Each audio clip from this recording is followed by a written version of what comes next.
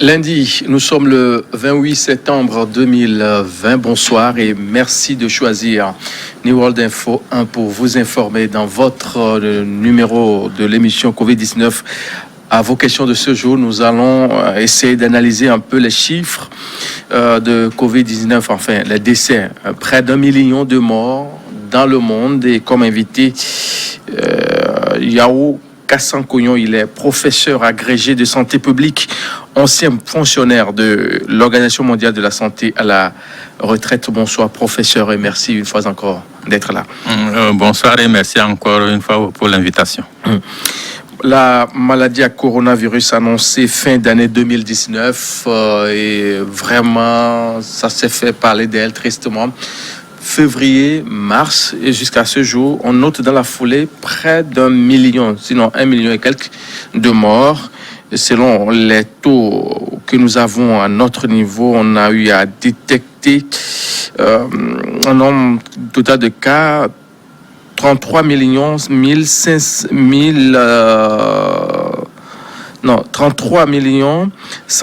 812 cas contre 22 961 436 et 998 696 décès, sinon 1 million de décès à l'heure actuelle. C'est dans l'ordre normal en matière de pandémie ou d'épidémie? Oui. En matière de pandémie, d'évolution de pandémie, surtout c'est dans l'ordre normal. Et parce que quand on regarde les pandémies passées, il y a eu des pandémies qui ont fait jusqu'à 30 millions, 40 millions de morts. Et il y a eu par exemple une pandémie de la grippe, qu'on avait dit la grippe espagnole, qui avait fait entre 20 et 30 millions de décès. Bon, les toutes premières pandémie, épidémie, quand on dit toute première, c'était dans les premiers siècles de l'ère moderne, c'est-à-dire dans les 150 ans après Jésus-Christ, 200 et quelques. Là-bas, on n'avait pas les moyens de mesurer sur le plan mondial. Et on mesurait au sein des villes. Et il y a eu même des pandémies, entre guillemets, des épidémies qui ont décimé jusqu'à la moitié, le tiers de certaines villes, quoi. Bon, on peut donner le nom de ces pandémies-là. Il y a eu des pandémies de choléra. Et ce que j'avais dit qui a fait au moins 30 à 40 millions de morts, c'était ce qu'on appelle la peste. Et ça tuait beaucoup au début. Donc, en dehors de choléra, de la peste, il y a la grippe espagnole, la grippe russe, la grippe asiatique. Et le sida aussi fait partie des pandémies. Ah bon? Donc, c'est l'évolution. Puisque ça a touché tous les coins. Ça a touché tous les continents. Donc, quand on parle de pandémie, la définition, c'est une épidémie qui atteint pratiquement tous les continents. Et le sida, il a fait, jusqu'à ces derniers temps, au moins 2 millions de morts. Mais pas sur une courte période. 2 millions de morts à travers le monde. Au bout de ces 30 années. Depuis qu'on l'a découvert en 1986, si mes souvenirs. C'est pas aussi alarmant en tant que tel, hein, si on compare à la maladie à coronavirus. Oui, parce que ça ne tuait pas brusquement, comme le coronavirus, la Covid-19 tue actuellement. Oui. Parfait. Aujourd'hui, quand on parle bien sûr de cette maladie Covid-19 à travers le monde entier, il y a certains pays aussi dans le continent qui viennent en pole position. On parle de l'Europe, de l'Amérique et de l'Asie. Et on note par exemple en Inde 6 millions de cas et une situation qui inquiète plus d'un à travers le monde entier. Oui, parce que l'Inde, c'est un pays qui a pratiquement, si mes souvenirs en termes de démographie sont bons, autour d'un milliard d'habitants. Derrière la Chine. Voilà. Donc 1 milliard d'habitants, ça est sur une superficie relativement réduite. Donc ça veut dire qu'il y a une concentration assez importante de personnes. Oui. Et quand on analyse les données de la Covid-19, de la pandémie à Covid-19, c'est surtout dans ces zones à concentration importante de personnes qu'elle évolue assez rapidement, quoi, pour des raisons, je pourrais dire, démographiques, de déplacement des gens, de concentration des gens. Donc, effectivement, l'Inde, ça devient inquiétant si les mesures pour stopper cette pandémie au niveau de ce pays ne sont pas appliquées. Je ne dirais pas prises, parce que les mesures sont prises, mais il faut qu'elles soient appliquées. Ouais. Alors, quand on parle de l'Inde, il faut aussi faire mention du Mexique, ainsi qui aussi a enregistré un fort taux de contamination avec des décès qui sont suivis après. Et le Royaume-Uni, on a également les États-Unis. Bon, quand j'analyse les données, j'ai l'impression qu'il y a certains pays qui privilégient probablement le volet économique par rapport au volet sanitaire, quoi. Ok. Et au tout début de la pandémie, dans certains pays comme ce que vous avez cité, hein, le Royaume-Uni, ils hésitaient entre est-ce qu'il faut faire quelque chose, oui ou non. Ça veut dire qu'indirectement, est-ce qu'il faut bloquer les activités économiques ou bloquer les activités économiques en privilégiant l'aspect sanitaire. Après, ils ont dit non, on va privilégier l'aspect sanitaire.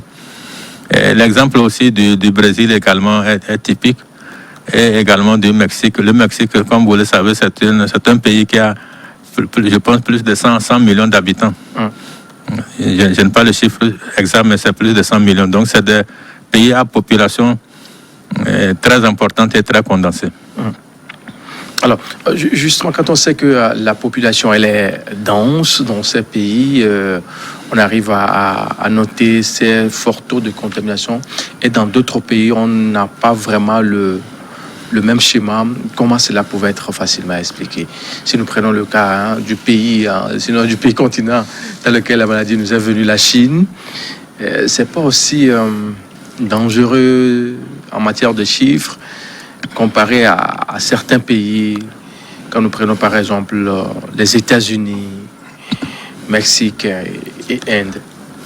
Bon, quand on compare ces deux types de pays, on se rend compte que au niveau de la Chine,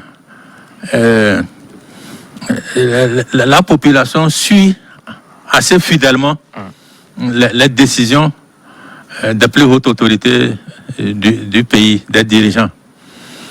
Et quand on dit ne bougez pas, n'allez pas à plus de telle distance de votre maison, les gens suivent. Et ça fait partie donc des mesures pour stopper la maladie.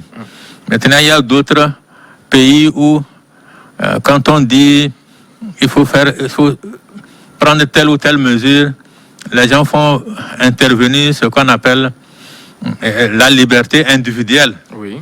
Et je pense que c'est dans ces pays-là qu'il parfois il y a ces problèmes en matière d'augmentation. Donc quand on prend les États-Unis, c'est complètement différent par rapport à la Chine, quoi. Et quand on prend également les pays européens, c'est complètement différent par rapport à la Chine. Alors, la Chine, visiblement, a su contenir la maladie en quelque sorte, mais dans d'autres pays, si nous prenons l'Italie, au début de la maladie, on a eu à déplorer des pertes en vies humaines pas possibles. Et c'est là, on éprouve de difficultés à mieux expliquer ça. Est-ce que c'est parce que la population, elle a déjà vieilli, ou c'est parce qu'il y a d'autres facteurs qui entrent en matière de ce qui se fait sur le terrain, en matière de traitement, et qui ont joué en la défaveur de ces personnes qui ont passé de ce monde dans l'autre? En fait, dans ces pays européens, on parle beaucoup de la proportion de la population qui est âgée de plus de 65 ans et plus. Et c'est des proportions relativement importantes. Donc, si on prend le cas spécifique de l'Italie dont vous parlez, oui, elle avait quand même une forte proportion de personnes âgées. Et puis, quand je regarde les données au moment où il y avait ces décès importants, les mesures appliquées n'étaient pas aussi strictes qu'on l'aurait souhaité, quoi. Les mesures, quand je dis les mesures pour stopper la maladie n'étaient pas aussi strictes. Et rapidement, donc, les services de santé se sont vus débordés, d'où ces décès importants. Et je pense qu'en quelques 2 ou 3 mois, ils ont eu le temps de prendre les dispositions nécessaires. C'est ce qui concerne l'Italie. Ok, donc c'est ce qui peut expliquer un peu ce qui s'est passé dans ces pays-là, ça.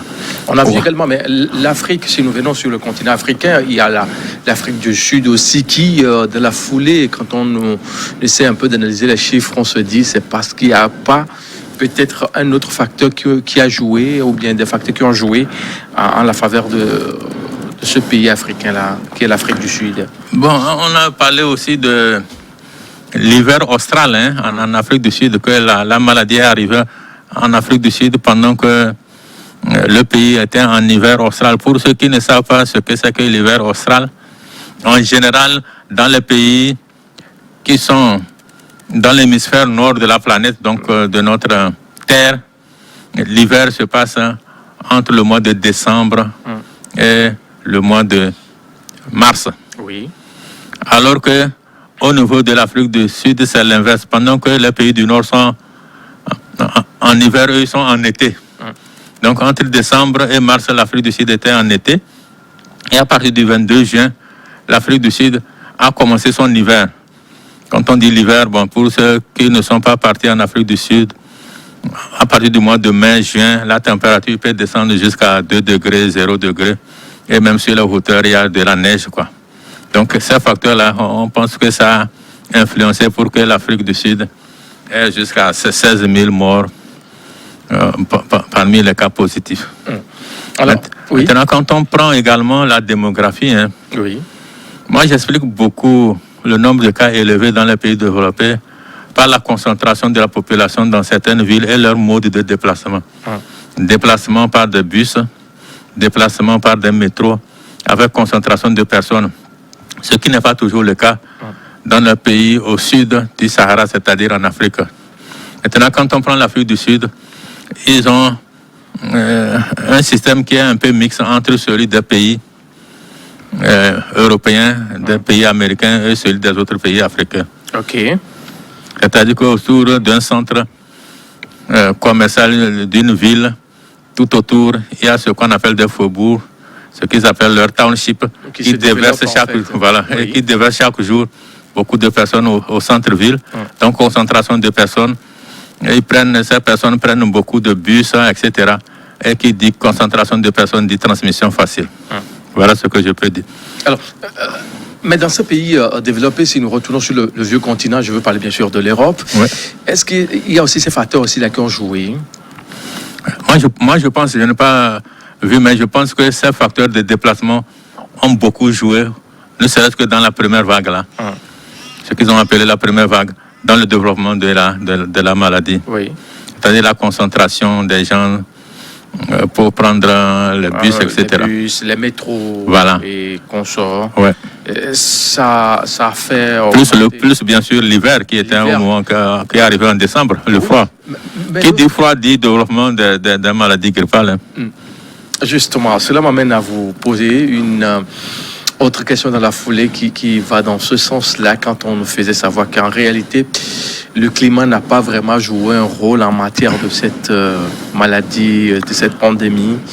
Et quand on veut parler bien sûr du continent africain, on dit bon, les facteurs qui viennent bien sûr expliquer pourquoi l'Afrique n'a pas été aussi touchée en tant que telle. On a comme impression qu'on ne met pas un accent sur le climat.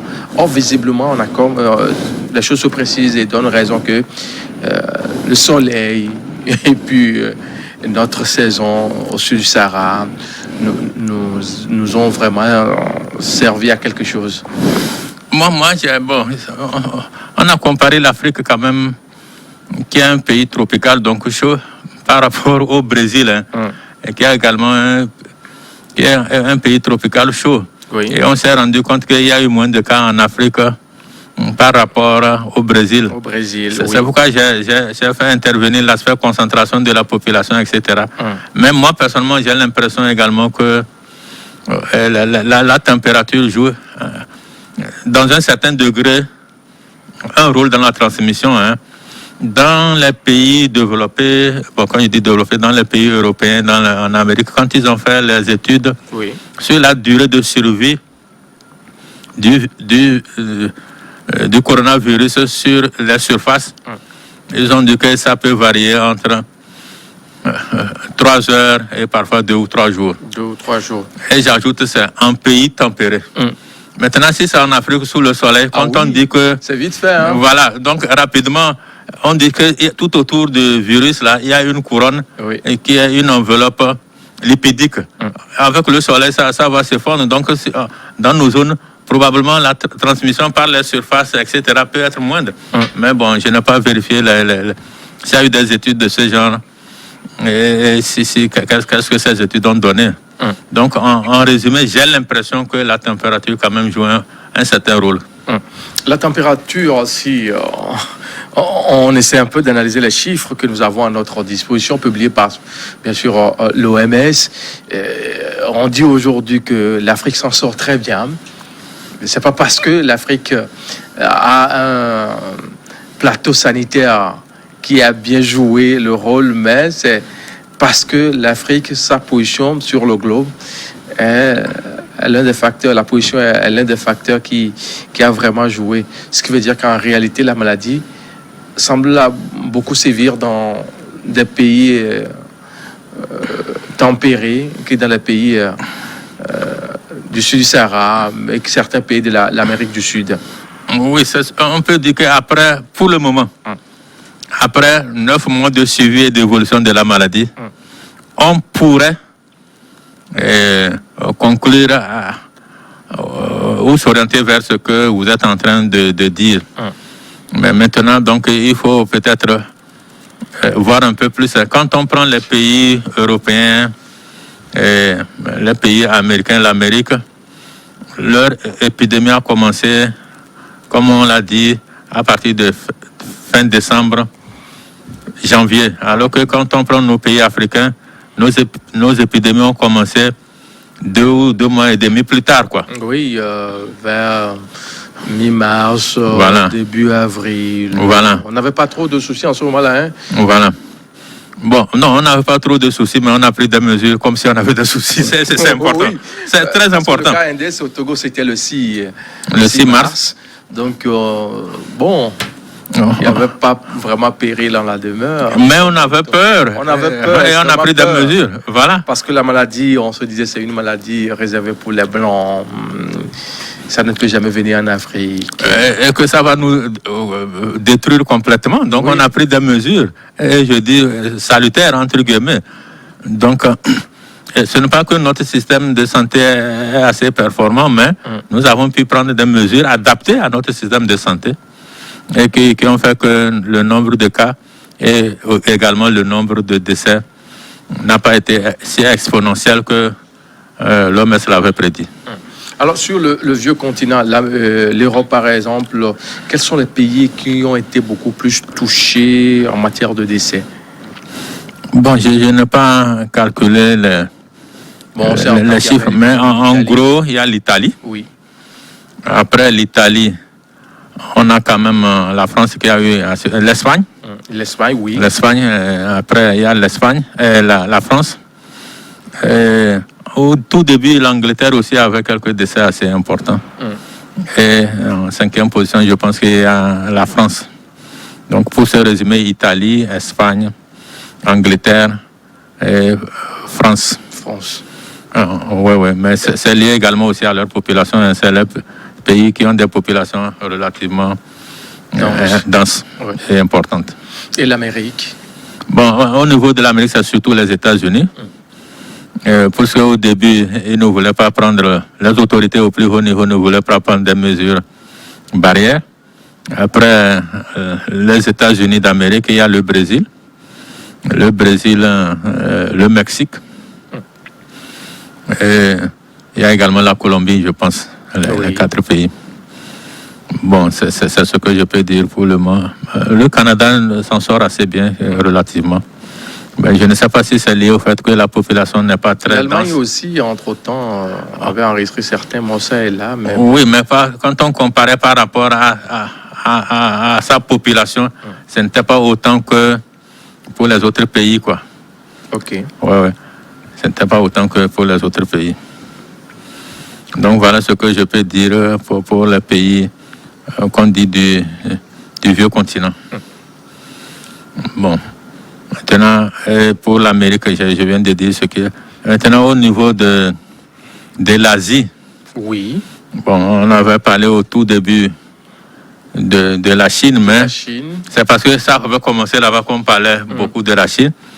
Mais quand on regarde le nombre de cas, c'est relativement bas. Et maintenant, comme vous l'avez dit au début de votre introduction, c'est surtout l'Inde, quoi. C'est surtout l'Inde. Parfait. Nous allons nous intéresser au continent africain. On sait que certains pays, d'abord, on a eu les pays de l'Afrique du Nord, l'Égypte, le Maroc, l'Algérie et bien d'autres. Et par après, l'Afrique du Sud. Et dans la sous-région ouest africaine, on parle bien sûr du Nigeria, beaucoup plus le Ghana. Bon, pas aussi alarmant en matière de chiffres. Aujourd'hui, quel est ce pays qu'on peut quand même qualifier de pays le plus touché en matière de décès? Bon, je n'ai pas les chiffres en tête, hein, mais au départ, on avait bon, je ne sais pas si vous parlez y compris l'Afrique du Nord ou bien non, l'Afrique au Sud. Oui, ensemble. Donc, au départ, quand on prend... Bon, parmi tous ces pays, c'est l'Afrique du Sud. On sait qu'ils ont eu jusqu'à 16 000 décès. L'Afrique du Sud se dégage complètement des autres pays. Et bon, je l'ai expliqué il y a quelques temps, lié à l'hiver austral, comme on le dit. Oui. Bon, maintenant, en dehors de ça, l'Afrique au sud du Sahara, au tout début, quand je dis au tout début, entre le mois de mai, juin, juillet, il y avait surtout le Nigeria et le Ghana. Mais depuis un certain temps, ces pays déclarent moins de décès. Bon, moi, personnellement, je me pose la question, est-ce que vraiment il y a moins de décès ou bien est-ce qu'il y a moins de suivi, quoi?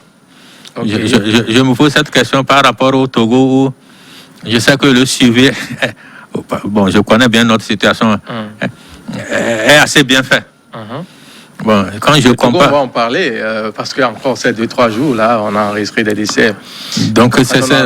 Pas jusqu'à un moment, on veut enregistrer, on enregistre du coup 3, on enregistre 2, on enregistre...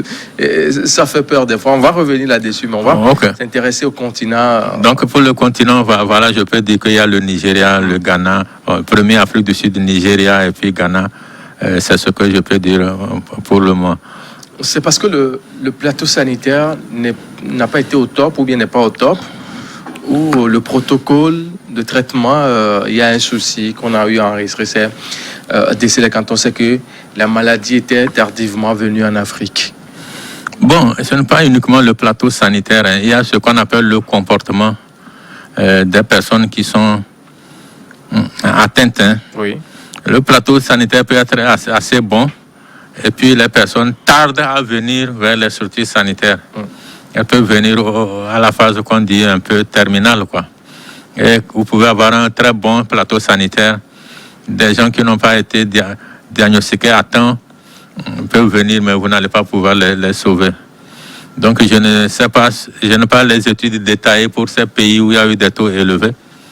Mais comme vous posez la question, ce n'est pas obligatoirement lié au plateau sanitaire.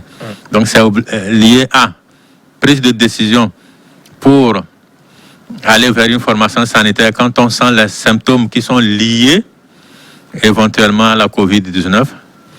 Et deuxièmement, décision au niveau du plateau sanitaire. C'est-à-dire décision, est-ce qu'il y a des médicaments, est-ce qu'il y a des appareils pour aider à au recouvrement de la santé des individus. Donc c'est les deux qui combinent pour donner des taux élevés de mortalité ou bien des taux bas. Maintenant, quand on reviendra au Togo, je pourrai donner plus de détails. Parfait. Et alors, dans la sous-région ouest africaine, on sait que le Nigeria est le pays le plus touché, mais il y a quand même ce suivi-là qui est fait quand on essaie de voir ce qui se passe ça et là. Et nous sommes dans un même espace.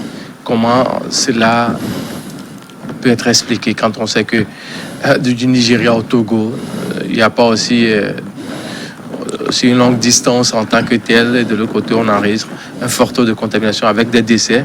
Et au Bénin, par exemple, c'est pas aussi vraiment alarmant. Au Togo, c'est pas le cas. Bon, il faut savoir que les frontières sont quand même fermées.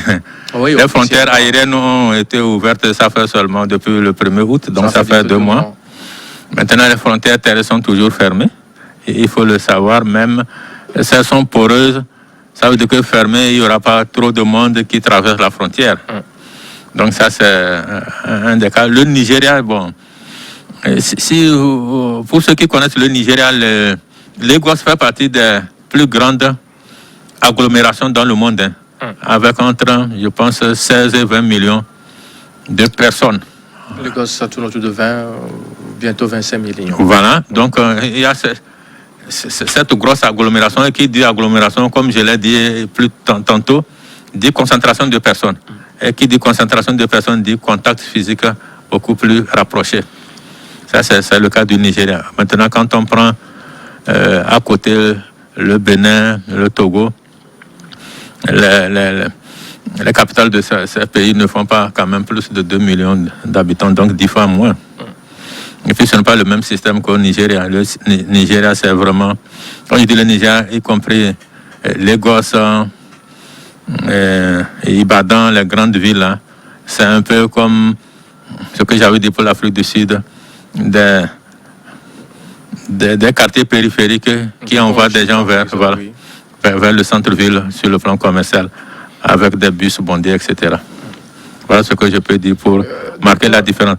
Donc, estime également que c'est parce que peut-être dans les pays comme le Togo, le Bénin, il n'y a pas tellement de vols aller-retour en matière du commerce et autres là. C'est ça qui a joué aussi à la faveur des pays comme le Togo. Puis, entre le Nigeria, le Royaume-Uni et la Chine, il y a tellement des allers-retours en matière de vols aériens que c'est comme ça. C'est ça, c'est pour au début, c'est pour au moment où la maladie rentre à l'intérieur du pays. Mais quand elle rentre, il y a l'aspect, je pense, concentration des personnes, etc., qui intervient. Et que dans ce cas, il y a une grande différence entre le Nigeria et puis le Togo et le Bénin. Bon, ce que vous dites également, c'est vrai. Les Nigériens sont connus être nombreux, donc des grands commerçants, des voyageurs vers, bien sûr, la Chine. Mais bon, moi, j'ai l'impression que pour ce qui concerne l'Afrique, surtout au sud du Sahara, la maladie est beaucoup plus venue de l'Europe. Le premier cas, que de la Chine. Peut-être que la maladie venue de la Chine, on n'a pas suffisamment documenté, mais si je me réfère un peu au Togo, c'est venu de l'Europe et un peu du Moyen-Orient, quoi. C'est-à-dire que les pays, Émirats arabes unis, etc. Donc pas tellement de la Chine.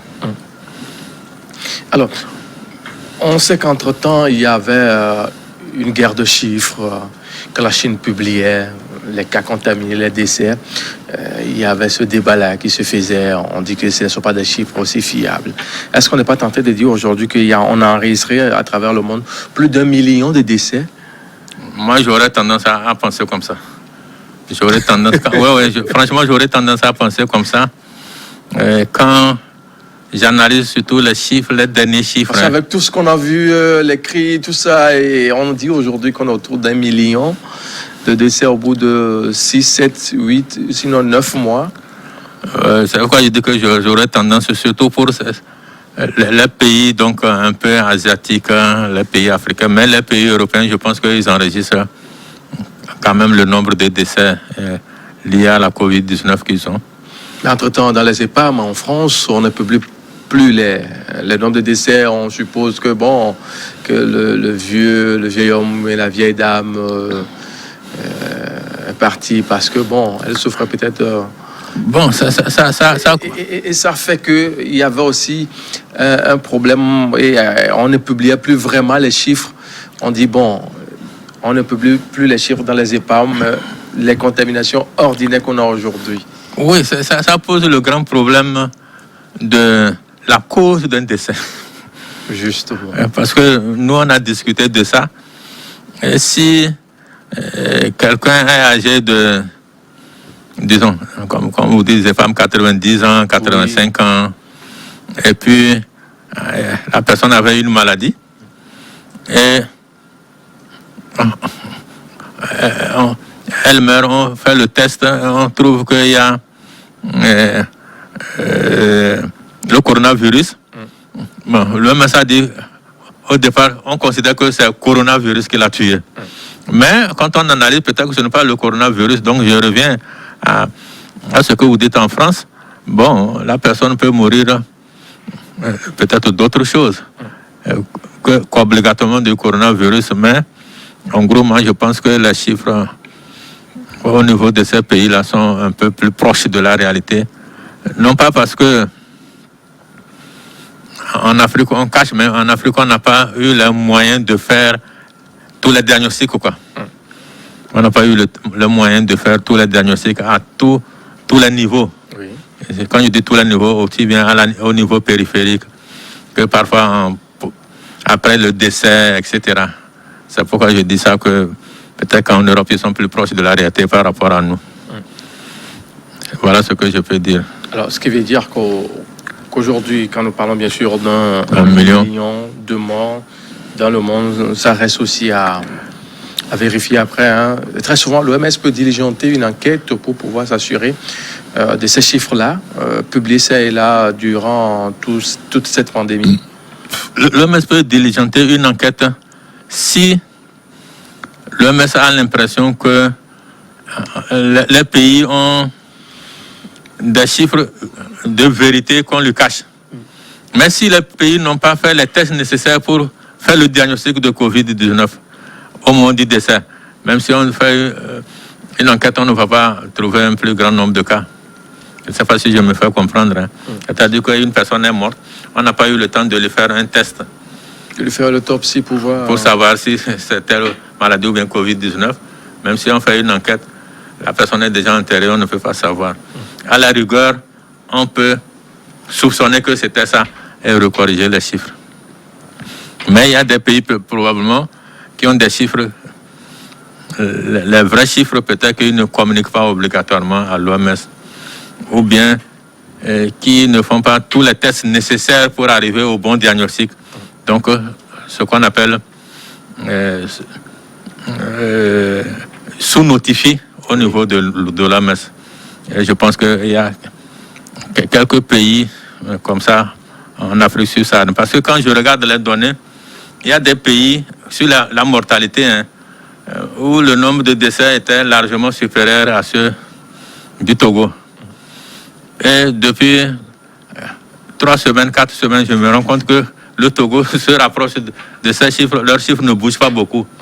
On peut se demander s'ils ont un système plus performant, ils traitent mieux ou bien non. Peut-être qu'ils n'ont pas mis un système qui permet de détecter tous les décès. Voilà ce que je peux dire.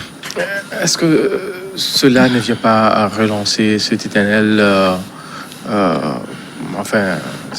question concernant les causes réelles des décès liés au Covid-19? Si nous prenons par exemple le cas du Togo, et vous en souvenez, le premier décès, on a du mal à situer l'opinion sur le mal réel qui a achevé ce patient-là qui était hospitalisé au CHR de Lomé. On parle de plusieurs mots à la fois, on parle de comorbidité par-ci, on parle de ça par-là. Finalement, on est embrouillé, on ne sait plus vraiment. Aujourd'hui, on a au Togo 46 décès et on se demande si ces 46 personnes sont réellement décédées de coronavirus. Bon, vous avez raison, parce que c'est parfois très difficile de donner la vraie cause d'un décès. Et je peux expliquer, hein, à supposer que quelqu'un est atteint de paludisme.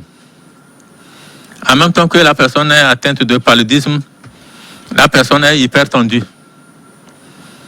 Et puis elle meurt. Est-ce qu'on va, est-ce qu'on va attribuer le décès au paludisme ou à l'hypertension artérielle? Ou si la personne aussi était diabétique, est-ce que c'est... Donc, généralement en médecine, on a appris il faut faire telle ou telle analyse, etc. Maintenant, pour la question qui concerne le coronavirus 19, bon, au départ, c'était dit, dès qu'on trouve le coronavirus, que la personne est décédée, ça c'était les orientations de l'OMS. On considère que la personne est décédée de coronavirus. Donc, comme vous parlez du premier cas au Togo, c'était le cas. Donc, dès qu'on a testé, la personne est positive, elle est décédée. Donc, on considérait que c'était Covid-19. Voilà ce que je peux dire pour le premier cas. Aujourd'hui, dans les décès qu'on a eu enregistrés au Togo, on se dit 46 décès au Togo, oui, mais on parle aussi des comorbidités, d'autres qui traînent de l'hypertension, diabète, l'asthme et autres, l'épilepsie, avant d'être hospitalisés, peut-être au CHR Lomé Commune, centre de prise en charge de référence au Togo ou à l'intérieur du pays. Et on éprouve des difficultés. Des fois, on écoute auprès de certaines familles éplorées, on a eu à déplorer ces gens qui sont partis. Vous posez la question aux gens, on vous dit non, que notre parent ou bien notre frère n'est pas mort de coronavirus. Il traînait telle maladie bien avant d'être détecté à la maladie à coronavirus. C'est là relance ce fameux débat sur l'efficacité des tests qui sont effectués au début.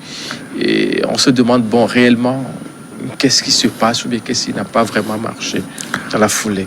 Non, si j'ai bien compris votre question, moi je pense que ce n'est pas une question d'efficacité.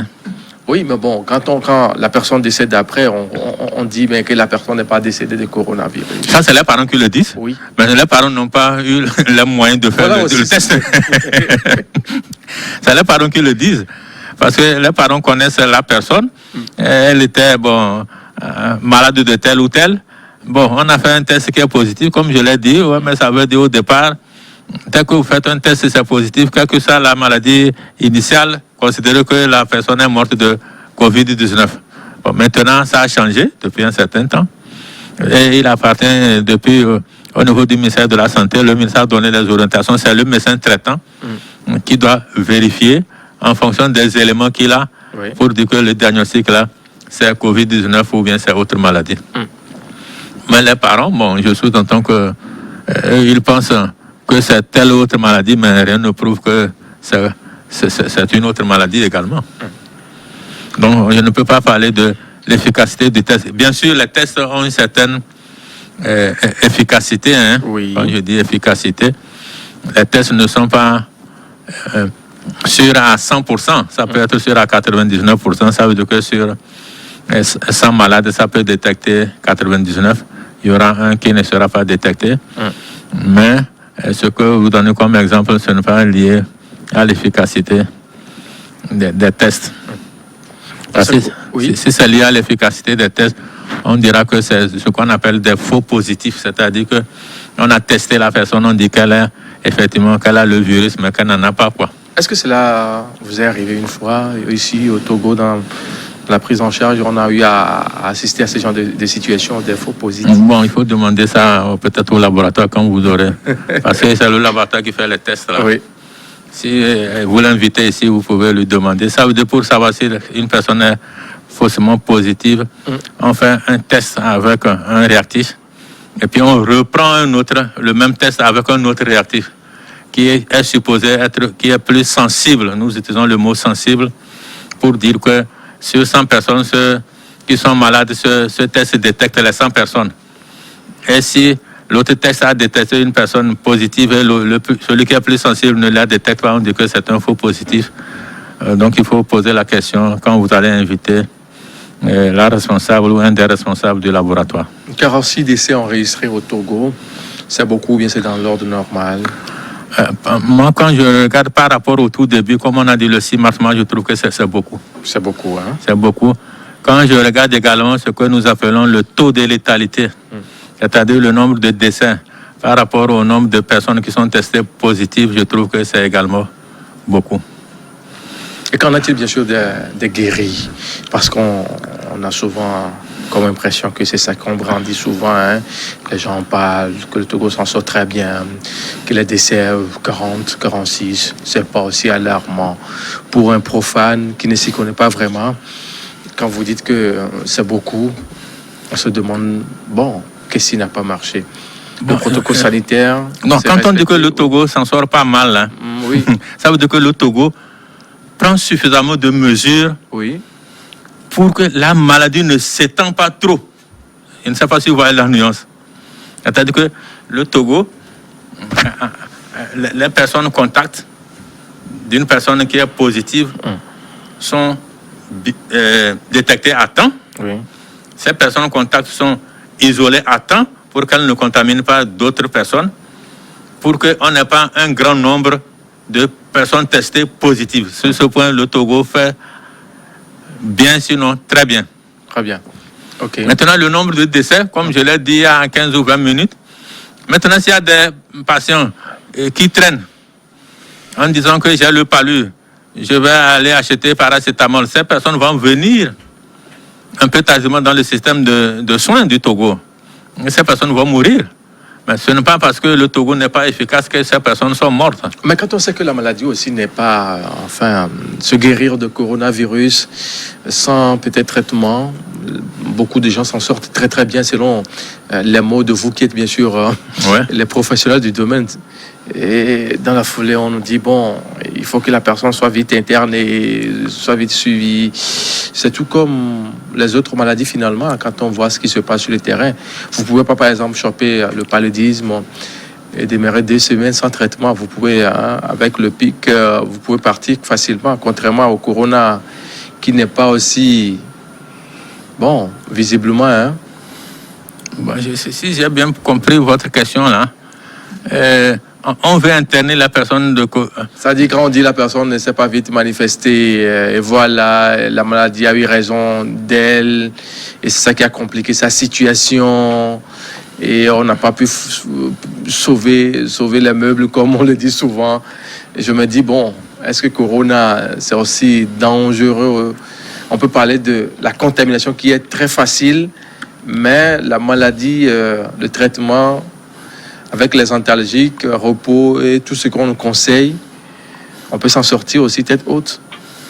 Bon, peut-être que je vais répondre pour savoir si j'ai bien compris. Oui. C'est-à-dire que quand on prend la personne qui n'a pas vite été dans une structure de soins, bon, les effets négatifs, c'est qu'elle a eu le temps de contaminer beaucoup d'autres personnes. Ce qui n'est pas obligatoirement le cas pour une personne atteinte de paludisme. Donc, selon le nombre de contacts qu'elle a eu, elle aurait pu contaminer, disons, 3, 4 ou 5 autres personnes. Si elle a eu des contacts, ça c'est le cas des personnes qui sont atteintes de coronavirus, qui ne sont pas vite venues au niveau des systèmes de soins. Deuxièmement, cette personne, si elle était vite venue au niveau du système de soins, ce que moi j'ai l'impression, c'est que quand les personnes viennent, tout le traitement qui est appliqué actuellement au Togo semble efficace. Ça semble efficace sur la maladie. Alors que quand elle vient tardivement, comme l'ont prouvé les études en Europe, c'est inefficace.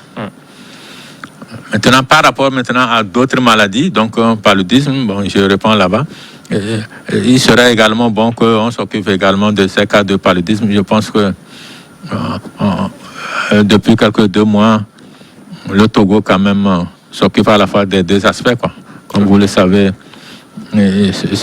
au départ, on se concentrait uniquement sur Covid-19, mais depuis 2 mois, on a intégré d'autres m'a affection. En résumé, on peut dire qu'1 million de décès à travers le monde, c'est dans l'ordre normal d'une pandémie comme coronavirus. Oui, bon. C'est l'évolution normale des pandémies. Hein. Ça tue beaucoup de monde. C'est pas aussi alarmant. Sur une courte période. C'est alarmant, mais tant qu'on n'a pas trouvé des moyens, bon, ça va tuer. Tant qu'on n'a pas trouvé les moyens de prévenir, de traiter correctement, ça va tuer. Donc l'évolution des pandémies, généralement, ça tue des millions de personnes. Disons les pandémies, comme je vous l'ai dit, l'histoire de certaines pandémies, quoi, que le monde a connues, ça tue jusqu'à des millions de personnes. Parfait. Professeur Yao Kassankouyon, je rappelle bien sûr que vous êtes agrégé de santé publique, ancien fonctionnaire de l'Organisation mondiale de la santé à la retraite. En 15 secondes, je prends votre mot de la fin. Bon, mon mot de la fin, c'est que comment le monde a atteint 1 million de décès, il faut que au niveau du Togo, qu'on fasse tout pour ne pas avoir encore beaucoup de décès. Et la meilleure façon de le faire, c'est pour j'insiste sur beaucoup ceux qui ont les symptômes qui ressemblent un peu au paludisme là. Et quand elles vont vers une formation sanitaire, de dire au moins au personnel de santé, est-ce que ce ne serait pas par hasard la maladie à Covid-19 pour qu'on puisse leur faire des tests. Plus tôt on fait le test, mieux ça vaut pour eux et mieux les personnes pourront survivre. Comme on parle des décès, maintenant je ne vais pas trop parler des mesures barrières, mais les mesures barrières quand même sont importantes pour qu'on n'arrive pas à avoir l'infection. Merci beaucoup. Merci beaucoup à vous, professeur Yao Kassankouyon. Mesdames, messieurs, merci pour votre fidélité. C'est fini pour aujourd'hui. Très bonne suite de nos programmes. À vous tous. Derrière nous, c'est le journal.